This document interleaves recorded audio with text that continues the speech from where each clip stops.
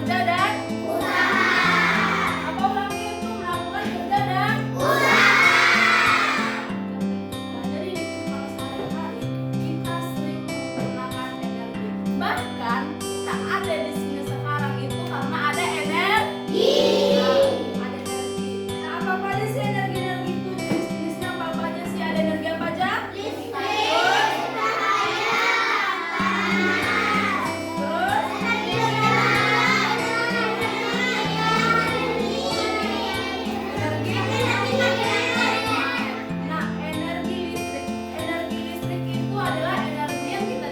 Dari listrik. Siapa yang pernah di rumahnya mati lampu? Apa yang terjadi kalau misalnya rumah mati lampu? Gelap terus? Panas terus? Banyaknya? Banyak terus apa lagi? Usaha apa yang kalian lakukan supaya tidak panas? Dikasih kipas kan? Listriknya mati. Jadi kita butuh listrik nggak? Butuh atau tidak? Kalau listrik nggak ada maka rumah itu akan gelap, akan panas karena kipas angin tidak bisa hidup. Berarti kipas angin ini berputar karena ada energi listrik. Lampu ini bisa hidup karena ada energi listrik. Jadi dalam kehidupan sehari-hari kita sangat membutuhkan energi listrik. Oke, tepuk tangan untuk kita semua.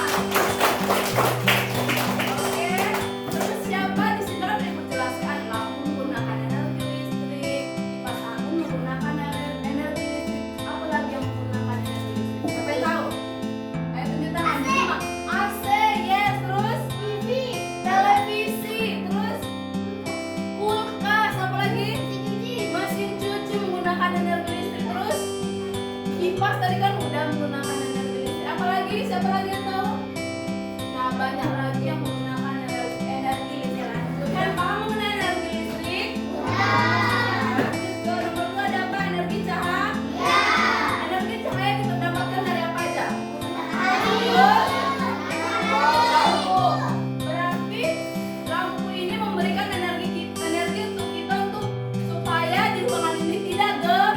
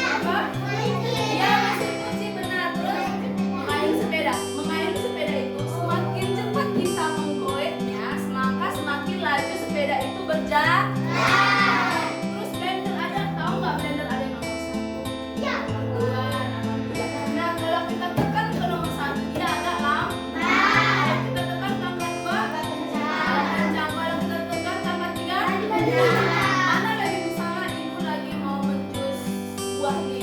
Kalau yang nomor 1 atau nomor 3 yang lebih cepat? Tapi karena semakin kencang putarannya, semakin cepat harus buah. Nah, oke, tepuk tangan lagi untuk kita. Masih semangat? Tepuk semangat.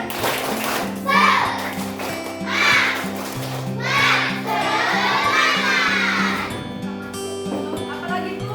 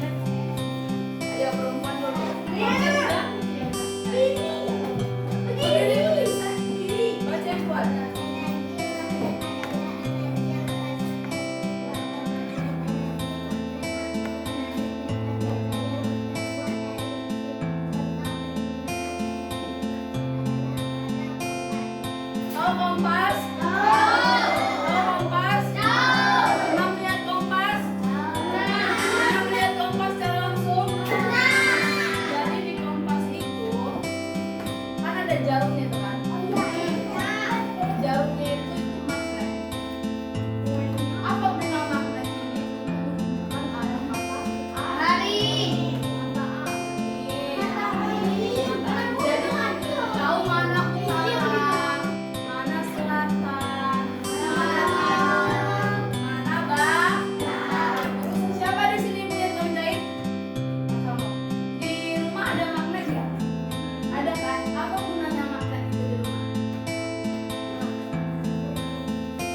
Mengumpulkan jarum kan? Tahu nggak? Kalau menjahit itu mereka pasti mempunyai magnet. Karena saat mereka menjahit membutuhkan jarum terbuat dari apa? Bahan yang besi. Jadi kalau misalnya jarumnya digunting, jarum kan kecil ya. Kalau misalnya jatuh di lantai banyak, sulit yang ngambilnya. Jadi ibu dia memerlukan energi untuk apa? Untuk mengumpulkan jarum. Jadi paham guna energi magnet? Sudah paham? Siapa yang pernah melihat obeng? Tahu nggak? Ujung obeng itu biasanya ada di gaya magnetnya. Tahu nggak gunanya apa? Supaya mempermudah kita untuk membuka atau menutup baut. Ya benar, tepuk tangan untuk kita semua. Oke, tepuk semangat dulu. Tepuk semangat.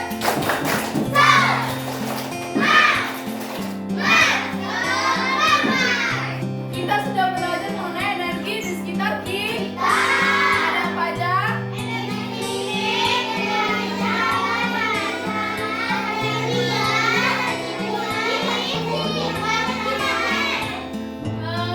Benda yang menggunakan energi listrik apa aja?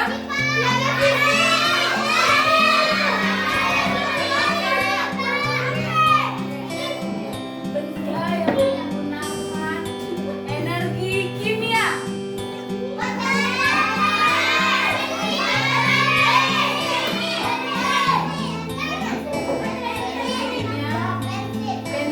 Bensin itu energi kimia. Diisi kemana? Motornya bisa berja. Oke, tepuk tangan untuk kita semua. Mau bermain game? Mau? Harus yang tertib. Tepuk diam.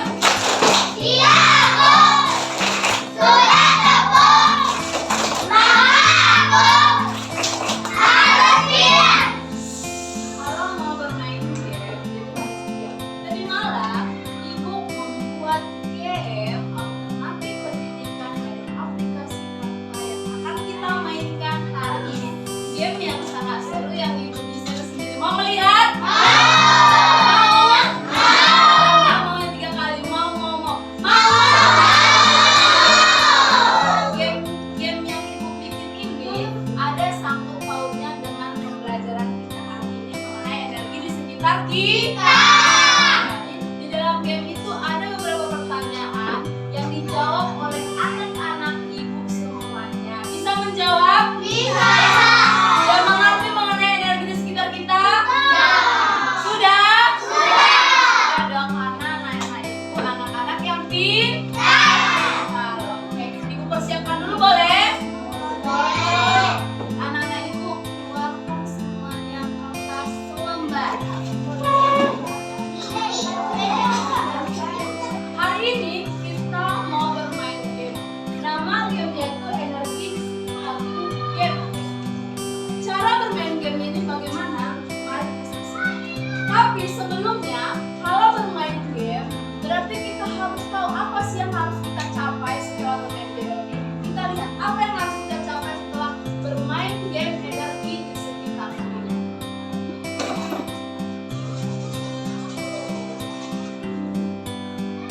Capaian game setelah bermain game ini, serta didik mampu memecahkan masalah mengenai bentuk-bentuk energi yang ada di sekitar peserta didik.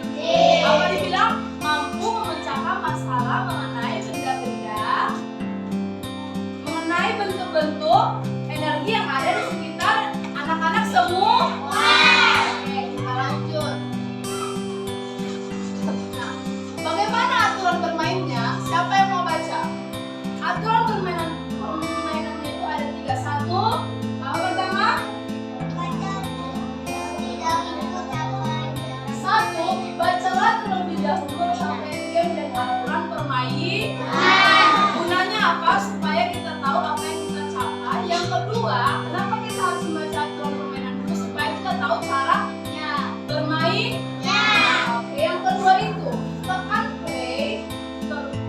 play, nanti ada diarahkan ke soal yang dibawakan oleh seseorang yang ada di dalam game. Jadi dalam game ini ada 2 orang, ada perempuan dan laki-laki. Di dalam dua orang ini mereka membawa soal, yang dimana soalnya itu disembunyikan di benda-benda kesukaan mereka. Oke? Terus yang ketiga itu pilih salah satu orang. Pilih orang yang mana yang kalian mau. Karena orang yang mana kalian mau, apakah perempuan, apakah laki-laki. Kita nggak tahu kesulitan soalnya bagaimana. Itu tergantung anak-anak semua. Oke, kita lanjut. Jadi kita bentuk 2 kelompok. Ini kelompok pertama, ini kelompok kedua. Nanti siapa yang mau bermain pertama, kita tentukan secara sweet. Oke? Coba kelompok pertama dan kelompok kedua sweet berdiri situ aja. Oke, sweet 2 kali ya. Siapa pertama? Kelompok 2. Oke, kelompok 2 siap-siap. Siapkan kertas lembarnya. Hah? Oh, boleh. Oke ya. Kelompok 2 pilih orang yang mana? Apakah perempuan berpayung atau pria membaca buku? Ayo. Setujui. Siapa yang setuju perempuan berpayung? 1, 2, 3, 4, 5, 6, 7, 8, 9. Siapa yang setuju lelaki membaca buku? 1, 2, 3, 4, 5, 6. Oke, yang setuju berarti perempuan berpayung. Mulai dari perempuan berpayung. Siap-siap ya. Perempuan berpayung, benda kesukaan.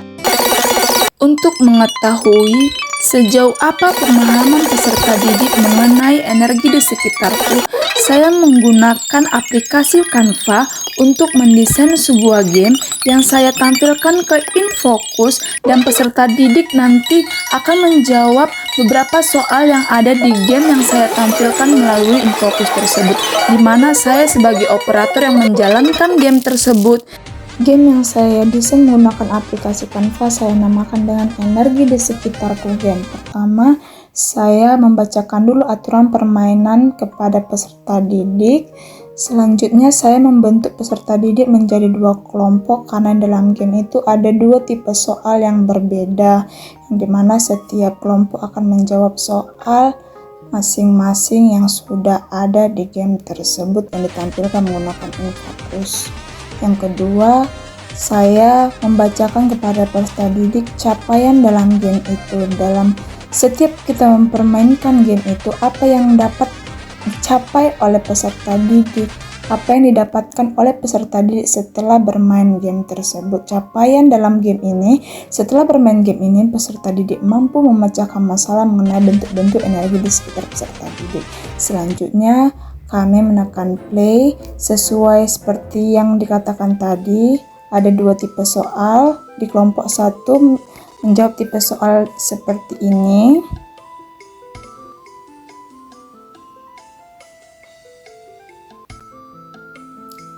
Dan di setiap benda yang saya tampilkan di game tersebut ada beberapa soal yang akan muncul yang disesuaikan dengan materi peserta didik yang sedang dipelajari.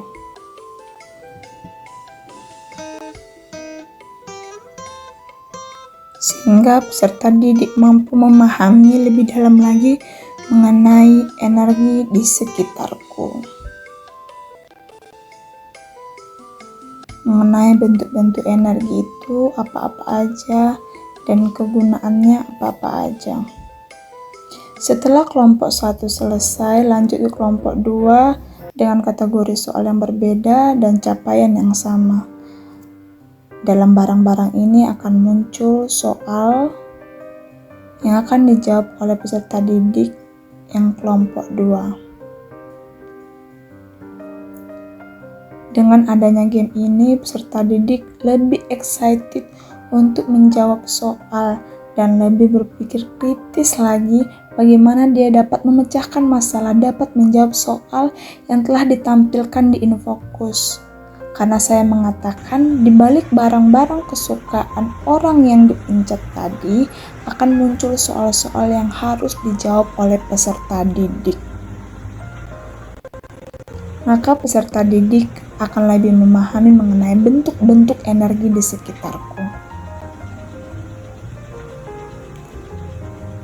Saya menampilkan video, gambar supaya peserta didik lebih paham mengenai bentuk-bentuk nyata tentang energi di sekitarku. Setelah semuanya terjawab dengan waktu yang telah saya tentukan, peserta didik mengumpulkan kertasnya kepada saya dan saya menilai ternyata peserta didik memahami materi mengenai energi di sekitarku.